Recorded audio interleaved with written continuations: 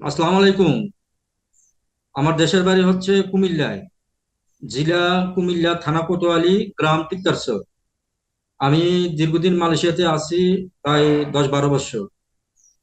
যখন মালয়েশিয়াতে সুযোগ ছিল 2021-এ, রিক এলিভেশন 01, তখন আমার সাথে পরিচয় হয় একজন বাংলাদেশি।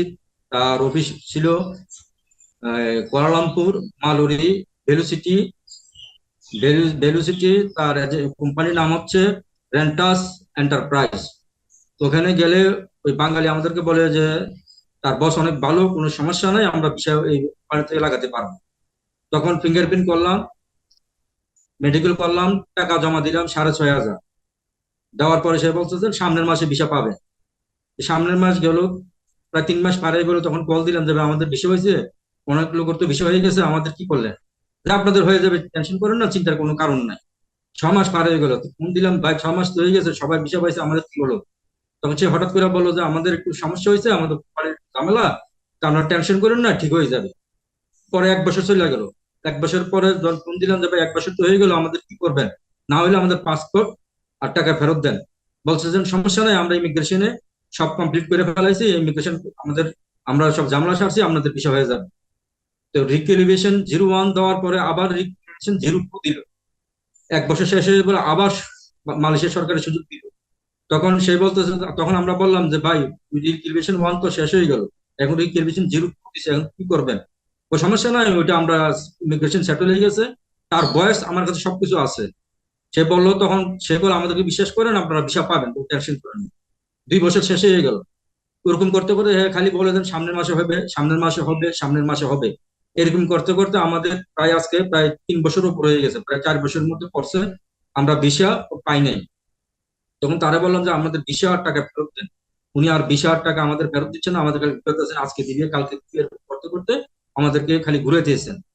আর যে এজেন্ট বাংলাদেশ, তার নাম হচ্ছে নাজমুল। মুত্রা, মুত্রা গ্রাম না মুত্রা, ওই জায়গায় তার বাড়ি। এখন আমরা তো আর তার বাড়ি ঘরে যাই নাই, মালয়েশিয়া তার সাথে পরিচিত।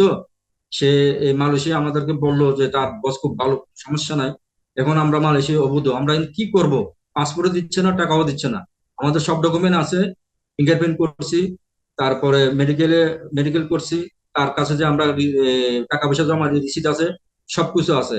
এখন আমরা মানে কিভাবে তার কাছ থেকে আমরা মানে মুক্তি পাইতে পারি? মালয়েশিয়া তো আমরা অবৈধ ধরা পড়লে আমরা কি করবো এখন? ওইটাই আমরা মানে এলাকাবাসী, দেশবাসীর কাছে জানতে চাই। বাংলাদেশের লোক মালয়েশিয়া আইসা আমাদের সাথে এই প্রতারণা করতেছে। লাখ লাখ মানুষকে এই ভালো ভালো কথা বলে তার এজেন্টে নিয়ে আসে, আইসা ভিসা লাগানোর সময় টাকা পয়সা নিয়ে ভিসা লাগাই দেয় না। অনেক হাজার হাজার লোক আছে মালয়েশিয়া, তারা ভয়তে আসে না, কথা বলতে চায় না, যে থানা পুলিশ করলে ওটা ঝামেলা বেড়ে যাবে, এই জন্য কিছু কয় না। এখন আমরা, আমি নিরুপায় হয়ে আমি এই আপনাদের অনলাইনে আসলাম আমাদের একটু হেল্প করার জন্য, যে এই ধরনের দুষ্কৃতিকারের থেকে আমরা বাঁচতে চাই, তাদের হাত থেকে আমরা রক্ষা পেতে চাই। বাঙালিরা এই দেশে মানে নানা ধরনের ঝামেলা করতেছে। যেমন মনে করেন এই যে কনস্ট্রাকশনের কাজ, ওরা ছাপে নেয়, নিয়ে সব বাঙালিকে ডাকে এনে কাজ করে পর মাস শেষে বেতন দেয় না। আমিও অনেকবার বেতন পাইনি, অনেক অনেক বেতন পাইনি, 2 মাস 3 মাসের, 4 মাস 4 মাসের বেতন পাইনি। এই ধরনের কাজ করতেছে মালয়েশিয়া, আর আমরা তো কিছু করতে পারতেছি না। এই দেশে তো প্রশাসনও আমাদের হেল্প করতে, কি করবো এখন? যে আমার মতো অনেকে হাজার হাজার মানুষ আছে, হাজার হাজার মানে আমার এক এজেন্টে হাজার হাজার মানুষ। মানে আমরা প্রায় 1370 জমা দিছিলাম, 1370 জনই এখন তাদের ভিসা হয় নাই। আর আর আরো তো অনেক এজেন্ট আছে, ওর লাখ লাখ এজেন্ট আছে মালয়েশিয়ার। আর আমি শুধু একটা, যার নাম হলো রেন্টাস পারমাই। আমি ওইটার ঠিকানা আপনার মোবাইলে পাঠাই দিব, ডকুমেন্টস পাঠাই দিব। কিন্তু অনেক বাঙালি আছে, এরা ভয়তে আসতে চায় না। আমি আলাপ করছি, এরা বলতেছে থানা পুলিশ করলে তো ঝামেলা পেরে যাবো, পরে পুলিশ আটকাবে, আমাদেরকে দেশে পাঠিয়ে দিবে, জেল খাটতে হবে, এই ধরনের নানা ধরনের সমস্যার কথা বলে। আমার মতন অনেকে আছে, তারা তো নিরুপায় হইয়া দেশে চলে যেতেছে। নাম্বার আছে, তাদের বয়স আছে, আমি নিতে পারি, যে আমরা চাই আমাদের পাসপোর্ট আর টাকা ফেরত দাও। আমাদের তো ওরা ক্ষতি করছে, বিষয় তো আমরা টাকা পয়সা দিয়ে পাইলাম না। তারা আমাদের অনেক ক্ষতি করছে, তারা জানে যে বিষয় লাগবে না, তারা ইচ্ছা করলে পারতো টাকা পাসপোর্ট আমাদেরকে ফেরত দিতে পারবে। তাদের কোম্পানি ব্ল্যাক লিস্ট হয়েছে, আমাদের কোনো সমস্যা না, তারা ব্ল্যাক লিস্ট হয়েছে। তারা আমাদের কাছে বলতো যে আমাদের, আমরা ব্ল্যাক লিস্টে আমরা ভিসা লাগাতে পারবো না, তোমাদের পাসপোর্টের টাকা নিয়ে যাও। কিন্তু তারা খালি বলতেছে হবে হবে হবে হবে হবে। এখন তো মনে করেন ফাইনালি টোটালি পুলিশ করে দিছে মালয়েশিয়া, আর ভিসা হবে না।